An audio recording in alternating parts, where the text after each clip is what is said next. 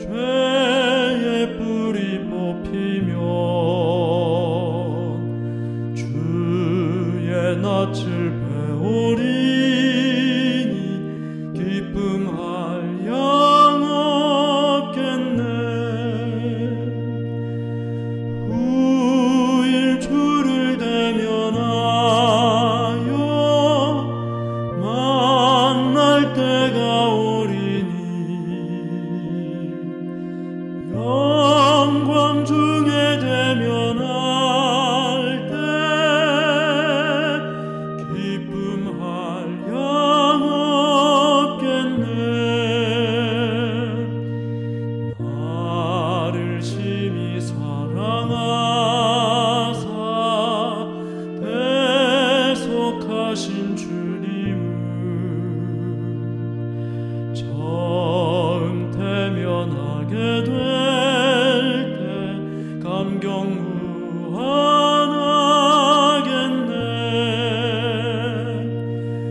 후일 주를 대면하여 만날 때가 오리니 영광 중에 대면할 때 기쁨할 양 없겠네.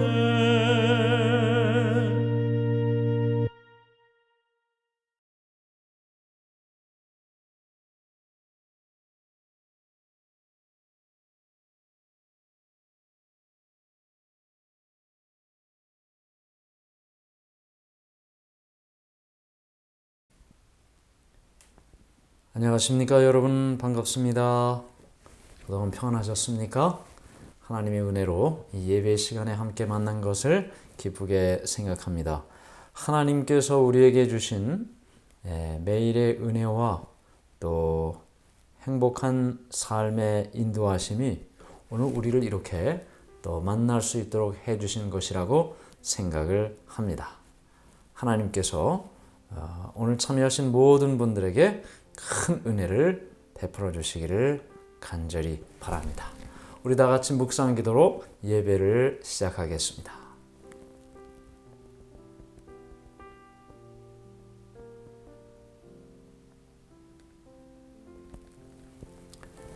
시작하는 찬미 함께 부르겠습니다.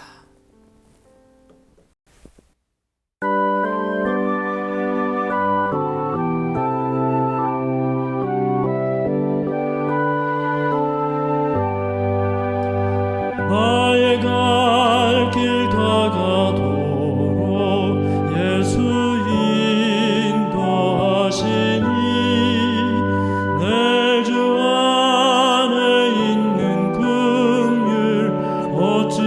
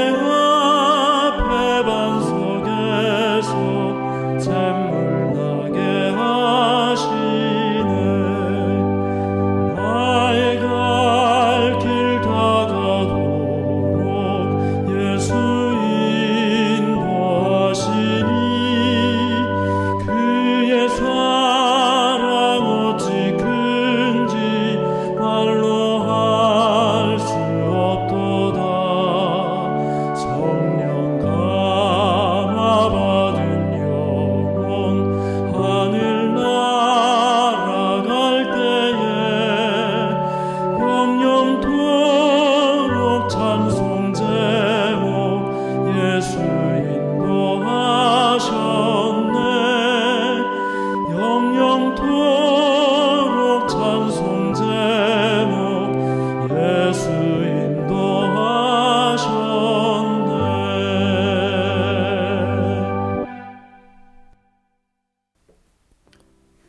우리 모두 다 같이 기도드리겠습니다. 하늘에 계신 하나님 아버지, 하나님의 은혜를 감사합니다. 오늘도 하나님의 은혜로 우리는 주님 앞에, 말씀 앞에 나오게 되었습니다. 천지를 창조하신 하나님, 세상 역사를 주관하시는 하나님, 이 땅에 예수 그리스도를 보내시고 우리를 구원하시는 하나님, 이 땅에 다시 오셔서 우리를 저 하늘로 인도하실 예수님의 재림을 고대하면서 살아가는 우리 모두가 되도록 인도해 주시옵소서. 이 시간 우리는 다시 한번 하나님의 말씀을 엽니다. 지혜를 주시고 깨닫게 하시며 그 말씀대로 살아갈 수 있는 용기와 지혜를, 능력을 더해 주시옵소서. 우리 이 시간 성령 하나님을 초청하오니 성령 하나님의 인도하심을 따라 이 예배를 인도해 주시옵기를 예수님의 이름으로 간절히 기도드리옵나이다.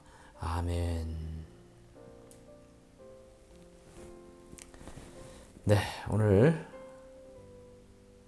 오늘은 제가 예배 시간에 댓글을 소개해드리지 못함을 이해해 주시길 바랍니다.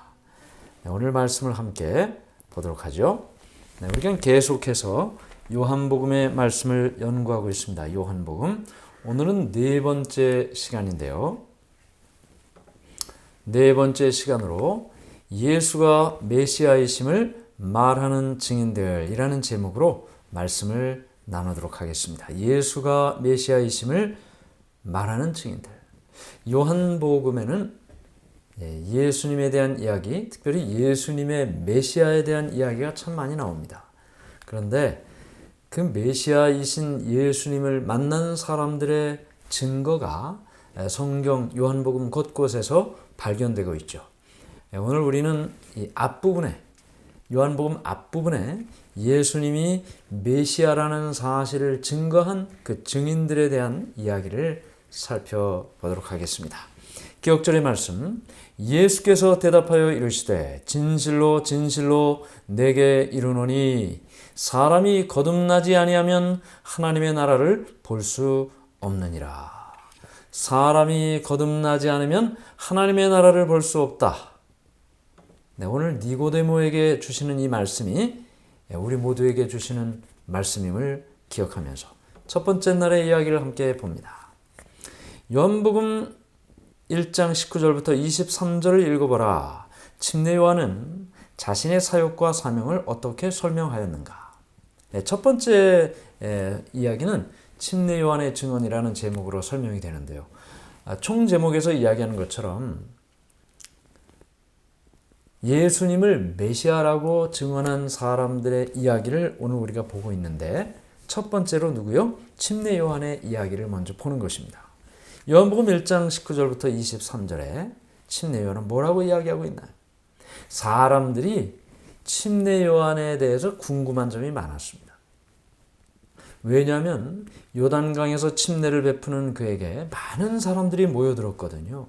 그가 하는 기별이 너무나 강력했기 때문에 많은 사람들의 마음속에 큰 감동과 삶을 변화시키고자 하는 그런 마음들을 사람들에게 불러일으켰습니다. 그래서 사람들은 이 침례 요한이, 우리는 지금 침례 요한이라고 부르고 있지만 이 침례 요한이 도대체 누군가? 어떤 사람인가? 혹시 그가 메시아인가? 이런 생각을 하는 사람들이 있었습니다. 사람들이 주위에 모였고 그에게 질문을 했습니다. 도대체 당신이 누구냐? 그랬더니 우리가 일반적으로 사람들이 막 주목하고 사람들이 영향을 받고 하면 자기 자신을 좀 우쭐한 마음을 가질 수도 있죠. 그런데 요한은 그렇지 않았습니다. 그는 이렇게 이야기를 하죠. 요한복음 1장 20절에 요한이 드러내어 말하고 숨기지 아니하니 드러내어 하는 말이 나는 그리스도가 아니라 한데. 나는 그리스도가 아니라 한데. 네, 그렇습니다. 적어도 요한은 자기 자신이 그리스도가 아니라고 그렇게 이야기를 했습니다. 나는 그리스도 아니라고. 나보고 자꾸 그리스도가 아닌가 자꾸 이런 얘기 하지 말라고. 나는 뭐라 그랬어요? 자, 이르되 나는 선지자 이사야의 말과 같이 주의 길을 곧게 하라고 광야에서 외치는 자의 소리로라. 참 유명한 말이죠. 혹시 엘리야냐? 혹시 그리스도냐? 뭐 이렇게 질문하는 사람들에게 난 그리스도 아니라고. 나는 하고 자기 자신에 대하여 이렇게 이야기했어요. 나는 광야에서 외치는 자의 소리다. 근데 그 소리가 무슨 소리를 내요? 주의 길을 곧게 하라고 광야에서 외치는 자의 소리다. 소리는 말이죠. 눈에 보이질 않아요. 손에 잡히지도 않아요. 소리는 기억에 오래 남지도 않아요. 지나가는 것입니다. 글로 기록된 것도 아니고. 그렇죠? 어쩌면 요한은 자기 자신은 완전히 없어질 존재로 여기고 온전히 예수 그리스도만 높이는 사명을 가진 존재로 그의 인생을 이야기했는지 모릅니다. 나는 없어질 존재입니다. 나는 흔적이 남지 않을 존재입니다. 나를 주목하지 마세요. 내가 이야기하는 그분 예수님을 주목하세요. 저는 그냥 지나가는 바람과 같은 존재입니다. 그래서 그는 이 광야에 외치는 자의 소리라는 자신의 정체성을 사람들에게 이야기했습니다. 그런데 그가 자신에 대하여 이야기하는 이 말은 이사야 40장 3절에 기록된 그 말을 인용해서 대답한 것이죠. 외치는 자의 소리여 이르되 너희는 광야에서 여호와의 길을 예비하라. 사막에서 우리 하나님의 대로를 평탄케 하라. 광야에서 여호와의 길을 예비하라. 사막에 우리 하나님의 대로를 평탄하게 하라. 그 일의 사명이 침례 요한의 사명이라고요. 사실 이렇게 누군가를 위해서 완전히 자신을 희생하는 사람, 침례 요한이 그랬던 것처럼 우리도 그렇게 살아야 되겠죠. 이 침례 요한의 사명은 제7일 안식일 예수 재림 교회의 사명과 일치합니다. 예수님께서 이 땅에 오셔서 그의 사명을 이루시기 위해 그 일을 누가 준비했어요? 침례 요한이 준비했어요. 오실 예수님을 영접하도록 침례 요한이 사람들을 준비시켰어요. 예수님을 맞을 준비를 하도록 침례 요한이 그 일을 했다면 이 마지막 때의 재림 교회는 다시 오실 예수 그리스도의 재림을 사람들로 하여금 준비하도록 하는 사명을 받은 것입니다. 여러분이 받은 것입니다. 제가 받은 것입니다. 그렇다면 우리도 침례 요한이 이야기한 것처럼 말이죠. 나는 광야에서 외치는 자의 소리다. 예수 그리스도를 당신들이 영접하도록 하기 위해 준비시키고 길을 평탄케 하는 그 사명이 내 인생에 주어졌다. 오늘 우리의 사명이 이 침례 요한과 같은 예수님을 준비시키는 사명을 분명하게 확신하게 되기를 바랍니다. 여기 우리 교재는 이렇게 정리했습니다. 유대인들의 기대가 높았지만 침례 요한은 자신은 메시아가 아니며 그분의 증인으로서 사람들을 마음을 준비시키기 위한 메시아의 증인이라고 말했다. 네, 두 번째 이야기죠. 하나님의 어린 양. 침례 요한이 이제 사람들에게 침례를 베풀고 요단강에서 말이죠. 사람들이 이렇게 모여들고 했는데 그때 누가 나왔습니까? 예수님이 나오셨어요. 요한복음 1장 29절에서 37절을 읽어보라. 침례 요한은 예수님에 대해 무엇이라고 선포하고 있는가? 그는 예수님을 묘사하기 위해 어떤 모습을 사용하는가? 그것이 예수님이 누구이신지 그분의 사명이 무엇인지를 이해하는데 왜 그렇게 중요한가? 자, 예수님에 대해서 침례 요한이 뭐라고 그랬습니까? 이튿날 요한이 예수께서 자기에게 나오심을 보고 이르되 보라 세상 죄를 지고 가는 하나님의 어린 양이로다. 세상 죄를 지고 가는 하나님의 어린 양이로다. 침례 요한이 예수님을 보고 그렇게 이야기를 했습니다. 물론 그 이야기를 사람들이 다 들었겠죠. 보라 세상 죄를 지고 가는 하나님의 어린 양이로다. 시대의 소망은 이 이야기를 이렇게 증언하고 있습니다. 예수님에 대한 이 요한의 이야기에 대해서 말이죠. 예수의 침례 시 요한이 예수를 하나님의 어린 양이라고 가리켰을 때 새로운 빛이 메시아가 하실 일을 밝히 비추었다. 요한의 마음은 그가 도수장으로 끌려가는 어린 양이라는 이사야의 말로 이끌리고 있었다. 하나님의 어린 양이라고 이야기하는 이 말 속에는 뭐 이렇게 밝고 환한 그런 이미지보다는 이 어린 양이 성전에서 어떤 일을 경험했느냐를 생각하면 좀 비극적이죠. 비극적이죠. 왜냐하면 어린 양은 항상 희생 제물로 바쳐졌기 때문입니다. 요한의 마음은 예수님이 도수장으로 끌려가는 어린 양, 이사야 53장 7절에 도살장으로 끌려가는 어린 양, 그 예수님의 모습을 그렇게 보았다는 것입니다. 이 말씀은 예수님의 사명을 아주 분명하게 소개해주고 있죠. 마가복음 10장 45절에 예수님은 이렇게 이야기했습니다. 인자가 온 것은 섬김을 받으려 함이 아니라 도리어 섬기려 하고 자기 목숨을 많은 사람의 대속물로 주려 함이니라. 그렇습니다. 예수님께서 이야기하셨어요. 인자는 섬김을 받으려 온 것이 아니라고. 도리어 섬기려 하고 자기 목숨을 많은 사람의 대속물로 주기 위하여 이 땅에 왔다. 그래서 침례 요한은 침례받으러 나오는 예수님을 바라보면서 보라! 세상 죄를 지고 가는 하나님의 어린 양이로다. 그렇게 고백을 한 것입니다. 그래서 여기 우리 교재는 이렇게 이야기하죠. 침례 요한이 메시아를 어린 양으로 선포한 것은 구원자로서 제사 제도가 가리키는 언약을 성취할 분이신 메시아를 증거하는 요한복음의 목적을 뒷받침한다. 그래서 침례 요한은 말이죠. 침례 요한은 예수님을 보고 자신이 증거하는 그분 예수님인 것을 확신했습니다. 성경에 예언된 이 땅에 오신 메시아라는 사실을 확신했습니다. 그래서 그는 그렇게 증거했다는 것입니다. 자, 세 번째 이야기죠. 요한의 두 제자.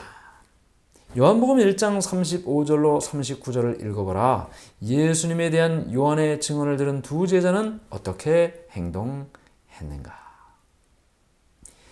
침례 요한의 제자가 이제 침례 요한이 예수님을 바라보고 침례도 베풀고 예수님을 향해서 보라 세상 죄를 지고 가는 하나님의 어린 양이로다 라는 이야기를 했을 때 그들의 마음속에 깊은 인상을 받았어요. 그리고 또한 예수님께서 침례 받으실 때 어떤 일이 일어났습니까? 성령이 비둘기같이 성령이 예수님에게 임하셨어요. 그리고 하늘에서 음성이 들렸습니다. 이는 내 사랑하는 아들이요 내 기뻐하는 자라. 이 모든 모습을 바라본 이 요한의 제자들이 예수님을 깊은 신뢰를 하며 보게 된 것입니다. 그래서 다음날 이제 예수님께서 오셨을 때 어떻게 했어요? 예수님을 따르기 시작했어요. 여기 요한복음 1장 39절에 그들의 이야기를 이렇게 설명하고 있습니다. 예수께서 이르시되 와서 보라. 그러므로 그들이 가서 계신 데를 보고 그날 함께 거하니 때가 10시쯤 되었더라. 예.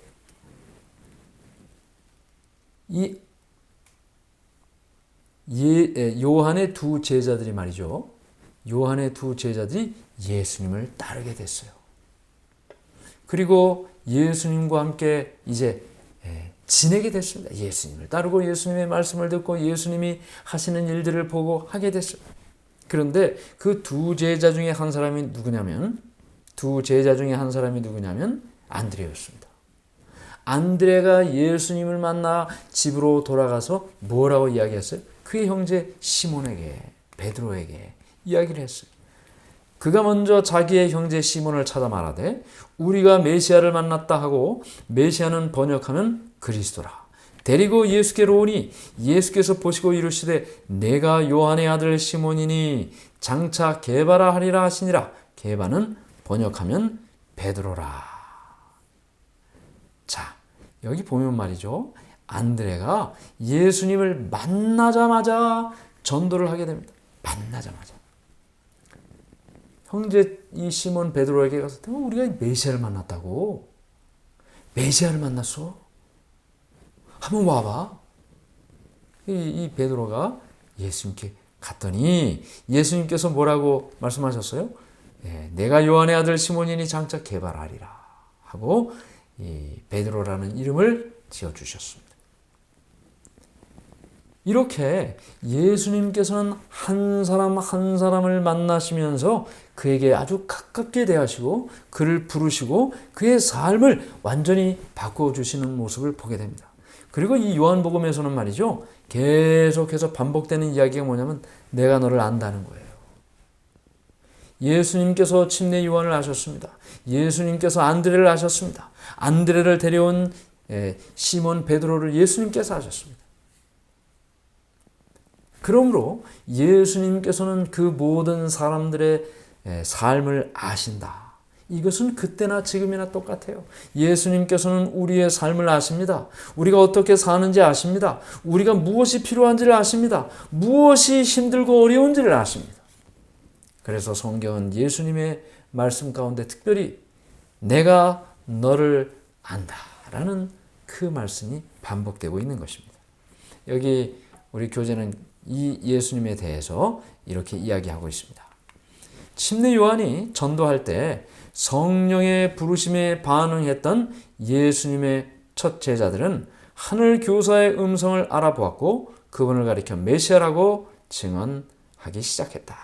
네. 예수님을 만난 사람마다 예수님에 대하여 메시아라는 고백을 했던 것입니다. 이 요한복음에 나타난 이 첫 부분에 나타난 사람들이 다 공통된 경험을 하고 있는 것을 봅니다.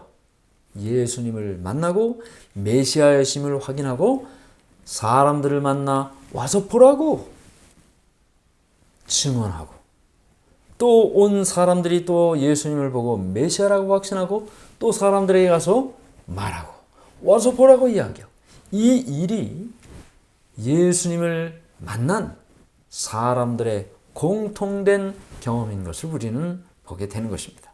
자, 네 번째 날 이야기를 볼까요? 빌립과 나다나엘. 요한복음 1장 43절로 46절을 읽어보라. 빌립의 증언은 예수에 대한 그의 믿음이 이미 어떠했던 것을 나타냅니다. 예수님께서 빌립을 부르셨습니다. 제자로 부르셨습니다. 그랬더니 이 빌립이 똑같다 그랬죠. 예수님을 만난 사람은 가서 예수님을 증거하는 일을 했어요. 누구를 만나게 되냐면 나다나엘이라는 사람을 만납니다. 나다나엘이라는 사람을 만나요. 그 아주 신실한 사람이었어요. 그가 무화과나무 아래에서 간절히 기도하고 하나님의 날이 임하기를 간절히 사모하고 약속된 메시아가 이 땅에 오시면 만나기를 간절히 사모하고 그렇게 하나님과 밀접한 관계를 맺고 사는 그런 사람이었어요. 빌립이 나다나엘을 찾아서 이야기합니다. 빌립이 나다나엘을 찾아 이르되 모세가 율법에 기록했고 여러 선지자가 기록한 그 일을 우리가 만났으니 요셉의 아들 나사렛 예수니라. 자, 여기 빌립은 말이죠. 앞에서 만난 이 안드레나 또 베드로하고 좀 다르게 사람들에게 이야기하고 있어요. 어떻게 해요? 모세가 율법에 기록했던 그 사람, 그 선지자, 여러 선지자가 기록한 그분, 그 일을 만났다고. 요셉의 아들 나사렛 예수라고. 아주 구체적이죠? 아주 구체적이에요. 예수님에 대한 그 이야기를 과거로부터 성경에 나타난 이야기를 통해 나다나엘에게 이야기를 해줬습니다. 그런데 말이죠. 이 나다나엘이 다 듣고 마지막에 한마디가 마음에 탁 걸리는 거예요. 나사렛 예수니라. 이 앞에 이 모세가 율법에 기록하고 선지자들이 기록하는 그이 여기까지는 다 좋아요. 그런데 그분이 누구라고요? 나사렛 예수라고요. 이 나사렛이라는 동네는 그 당시에 말이죠. 그렇게 뭐 좋은 평판을 듣는 동네가 아니었어요. 우리도 요즘 살다 보면 말이죠. 좋은 동네 있고 좀 안 좋은 동네 있어요. 그렇죠? 좋은 동네는 학군도 좋고, 그렇죠? 치안도 안전하고, 집값이 비싸요. 그렇죠? 근데 안 좋은 동네는 어때요? 물론 학군도 안 좋고, 범죄율이 높아요. 그런 곳은 집값도 좀 싸죠. 그런데 이런 이야기가 그때나 지금이나 다 이 지역에 대한 그것은 다 공통된 일인데, 나사렛이라는 곳은 평판이 안 좋아요. 그래서 나다나엘이 뭐라고 얘기합니까? 아니, 나사렛에서 무슨 선한 게 나올 게 있겠어? 이렇게 이야기하는 거예요. 그래서 말이죠. 이 빌립인 나다나엘에게 다른 모든 사람들이 이야기한 것처럼 와서 보라고. 사실 이렇다 저렇다 자꾸 이야기하는 것보다 제일 확실한 게 뭡니까? 와서 보라고. 나다나엘이 예수님을 찾아갔습니다. 그랬더니 예수님이 이 나다나엘을 만나고 참 이스라엘 사람이다. 마음에 간사한 게 없다. 이 간사한 것이 없다는 배신하지 않는다는 거예요. 진실하다는 거예요. 정직하다는 거예요. 참 이스라엘 사람이라는 거예요. 그러자 나다나엘이 묻습니다. 아니, 저를 아십니까? 예수님이 말씀하셨습니다. 나다나엘이 이르되 어떻게 나를 아시나이까? 예수께서 대답하여 이르시되 빌립이 너를 부르기 전에 내가 무화과 나무 아래에 있을 때 보았노라. 요한복음 1장 48절. 자, 이 이야기를 들었을 때 이 나다나엘의 마음이 어땠겠습니까? 깜짝 놀랐겠죠. 빌립이 자기를 부르기 전에 무화과 나무 아래에서 간절한 마음으로 하나님께 기도를 드렸는데 그걸 누가 알아요? 예수님이 알고 계신다는 사실에 그는 깜짝 놀랍니다. 그 사실만으로도 예수님이 어떤 분이신지 확신할 수가 있었던 것입니다. 여기 나다나엘이 어떤 마음인지 이렇게 소개하고 있습니다. 우리 교재에서는 나다나엘은 빌립의 소개에 거부감을 가졌지만 빌립의 초대를 따라 예수를 직접 만남으로 그분이 자신을 아시는 왕이시며 하나님의 아들이시라고 고백했다. 그렇죠. 지금 예수를 만나는 모든 사람들이 다 예수님이 메시아이심을 고백하고 또 다른 사람들에게 증언하는 모습을 보게 됩니다. 자, 마지막으로는 니고데모의 증언입니다. 니고데모의 증언. 요한복음 3장 1절부터 21절을 읽어보라. 니고데모의 증언은 요한복음의 주제를 어떻게 뒷받침하는가? 요한복음 3장은 이제 밤에 예수님을 찾아온 니고데모의 이야기로 시작합니다. 그런데 바리새인 중에 니고데모라 하는 사람이 있으니 유대인의 지도자라. 이 니고데모는 말이죠. 그날 낮에 예수님께서 성전을 청결하게 하는 모습을 봤어요. 성전의 이 부패와 문제에 대해서 니고데모도 깊은 탄식 중에 있었던 사람. 그는 유대인의 관원이었고 산헤드린 회, 오늘날로 말하면 국회의 기능을 가진 곳이 산헤드린 회 회원이었어요. 지도자였습니다. 백성들의 이런 문제, 성전의 이런 문제에 대한 깊은 문제의식을 갖고 있었지만 해결할 방법이 없었습니다. 그런데 목수 출신의 젊은 청년 예수가 그 일을 해내는 모습을 보고 그는 깜짝 놀라고 밤에 예수님을 찾아왔습니다. 밤에 예수님을 찾아온 이유는 그의 신분과 예수님의 신분이 너무나 차이 났기 때문에 낮에 예수님을 만나러 오기는 너무나 어려웠어요. 사람들의 눈을 피해 밤에 왔던 것입니다. 그가 밤에 예수께 와서 이르되 랍비여, 메시아가 아닙니다. 아직까지는 선생님이요, 우리가 당신은 하나님께로부터 오신 선생인 줄 아나이다. 하나님이 함께 하시지 아니하시면 당신이 행하시는 이 표적을 아무도 할 수 없음이니이다. 네, 성전을 청결하게 하는 이 일 하나님께서 보낸 분이 아니면 이런 일 못한다고 그는 확신을 했습니다. 그러나 아직 메시아까지는 아니었어요. 메시아까지는 아니었어요. 그랬더니 예수님이 그에게 말씀하셨습니다. 예수께서 대답하여 이르시되 진실로 진실로 내게 이르노니 사람이 거듭나지 않으면 하나님의 나라를 볼 수 없느니라. 이 대답을 듣고 마치 니고데모는 무슨 좀 비아냥거리듯이, 아니 어떻게 사람이 엄마 뱃속에 가서 또다시 태어날 수 있습니까? 거듭난다는 말에 대해서 그렇게 질문을 했어요. 그런데 예수님께서는 니고데모에게 그 깨우치지 못하는 니고데모에게 하나님의 기별을 전합니다. 그는 지금 자신의 문제 때문에 예수님을 찾아온 것이 아닙니다. 이 나라의 문제 때문이요, 자신의 동족들에 대한 문제 때문에 예수님을 찾아온 것이었어요. 그런데 예수님은 지금 이 나라에 대한 이야기를 하는 것이 아니에요. 이스라엘 사람들에 대한 이야기를 하는 것이 아니에요. 니고데모 그 자신에 대한 이야기를 하고 있었습니다. 교회에 대한 이야기를 하는 것이 아니에요. 다른 사람에 대한 이야기를 하는 것이 아니에요. 여러분 자신에 대한 이야기를 지금 하고 있는 것입니다. 네가 거듭나지 않으면 하나님의 나라에 들어갈 수가 없다. 네가 다시 태어나지 않으면 천국에 들어갈 수가 없다. 그는 깜짝 놀랐습니다. 나는 됐고 다른 사람이 문제라고 생각했던 그에게 다른 사람이 아니라 내 자신이 먼저 문제의식을 가져야 된다. 내 자신의 문제를 먼저 해결해야 된다. 예수님은 지금 그 말씀을 하고 있는 것입니다.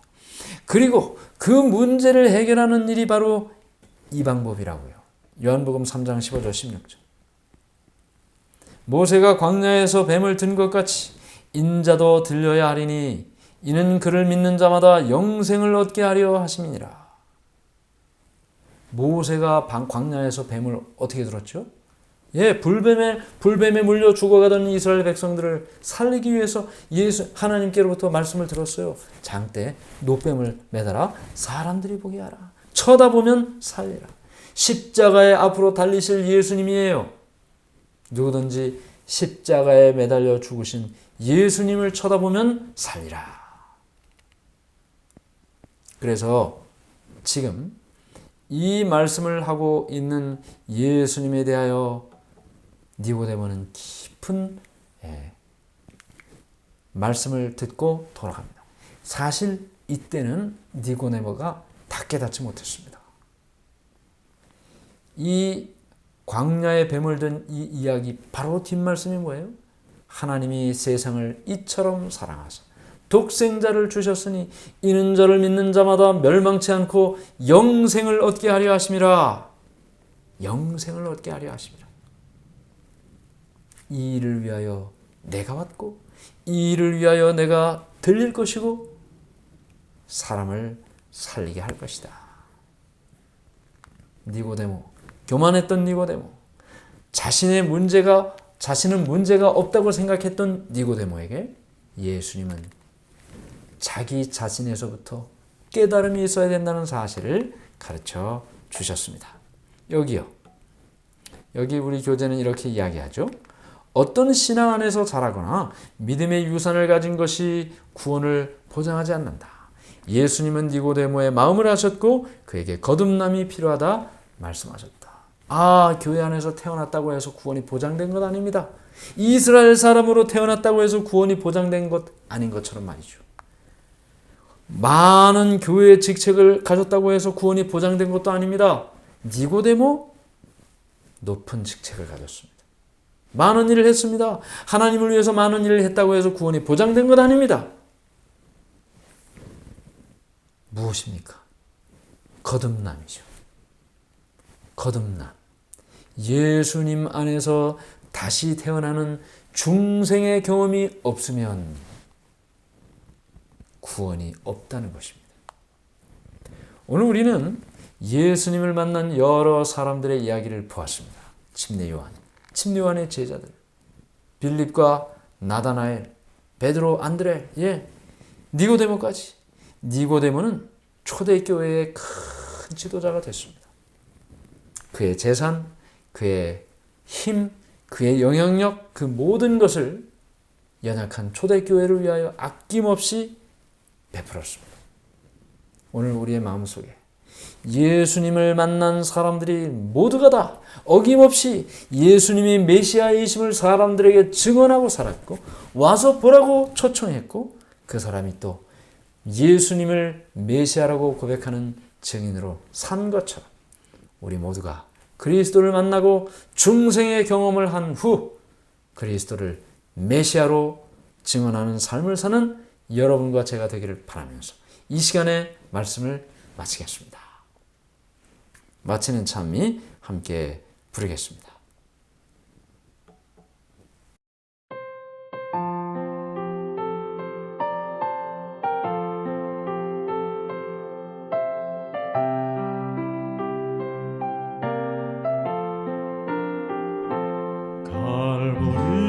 갈보리 십자가에 주님을 바라볼 때 하나님 크신 사랑 너무나 고마워라. 예수님의 십자가 이제는 나도 지고 이 생명 다 바쳐서 주님을 따르리라. 우리에게 믿음과 소망을 주시며 사랑으로 세상을 이기게 하셨네. 예수님의 십자가 이제는 나도 지고 이 생명 다 바쳐서 주님을 따르리라. 우리의 모든 간구 응답해 주시며 기도의 은혜로서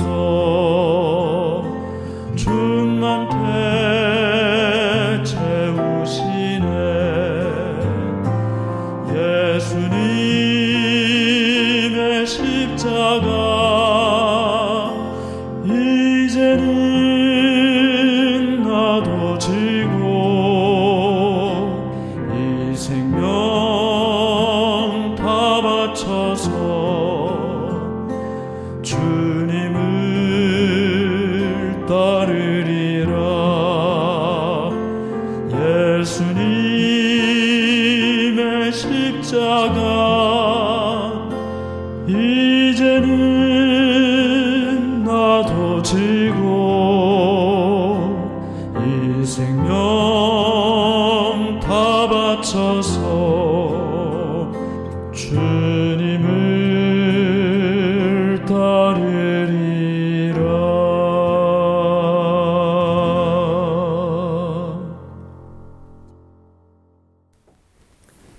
다 같이 기도드리겠습니다.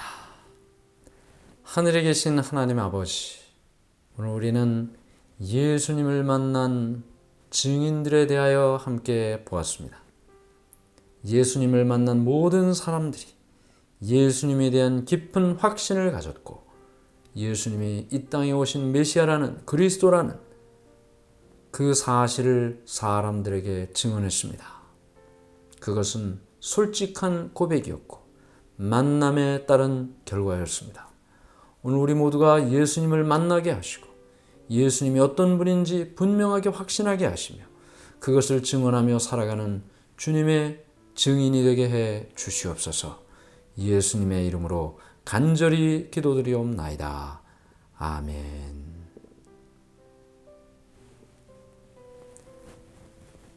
네, 감사합니다. 평안한 저녁 되시고 또 안식일 예배에 함께 만나도록 하겠습니다. 감사합니다.